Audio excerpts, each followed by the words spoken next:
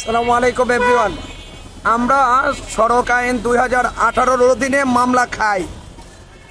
2018-র অধীনে মামলা খাই এবং মামলার টাকার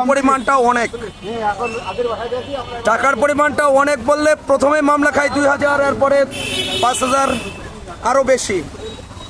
তবে 2018-র যে ট্রাফিক আইন, সড়ক নিরাপত্তা আইন, যেটাই বলেন না কেন, সেই আইনে কিন্তু এই যে টেসলা থাকবার কথা নয় রাস্তায়।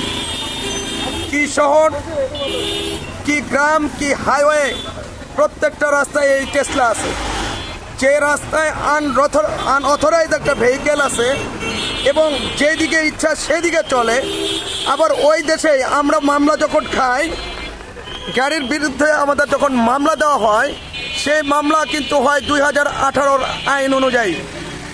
তাহলে 2018-র আইন অনুযায়ী যদি মামলা হয়, 2018-র আইন অনুযায়ী কোন আইনের গ্যাপ ধরে এই টেসলা চলতে পারে?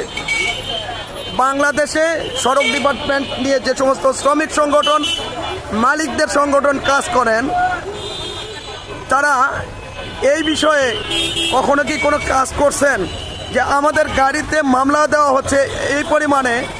বিগত 1 মাস আগে শুধু ডিএমপিতে ঢাকা মেট্রোপলিটন পুলিশ 5100 মামলা দিছে, গাড়িতে প্রসিকিউশন করছে, কিন্তু ওই রাস্তাতেই এই আনঅথরাইজ ভেহিকেল, যেটা অটোরিকশা টেসলা নামে খ্যাত হয়ে গেছে আমাদের দেশে, সেটার বিরুদ্ধে কি ব্যবস্থা গ্রহণ করা হয়?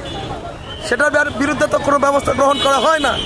তাহলে আমাদের যাদের গাড়ির কাগজ আছে, বৈধ কাগজ আছে, ড্রাইভিং লাইসেন্স আছে, আমাদের যদি ড্রাইভিং লাইসেন্স ফেল হয় তাহলে আমরা মামলা খাই। আর যাদের ড্রাইভিং লাইসেন্সই নাই, গাড়ি চলার অনুমতি নাই, এই গাড়িটা যখন হাইওয়েতে চলতেছে, তেমন উল্টা পথে চলে, তখন তার বেলায় পুরা সিস্টেম কেন অন্ধ?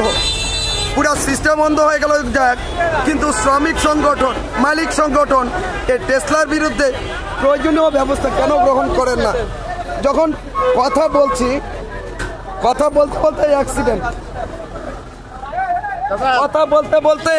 এই যে অ্যাক্সিডেন্ট, এই টেসলার কারণে প্রচুর মানুষের ক্ষতি হচ্ছে, জানমালের নিরাপত্তার জন্য হুমকি হয়ে গেছে এই টেসলা। তো এগুলা নিয়ে কথা বলার দরকার, এগুলা নিয়ে কাজ করার দরকার। সড়ক নিরাপত্তায় একেবারে হুমকে যায়, এটাও লাগাইছে বাসের সাথে। এই হলো পরিস্থিতি।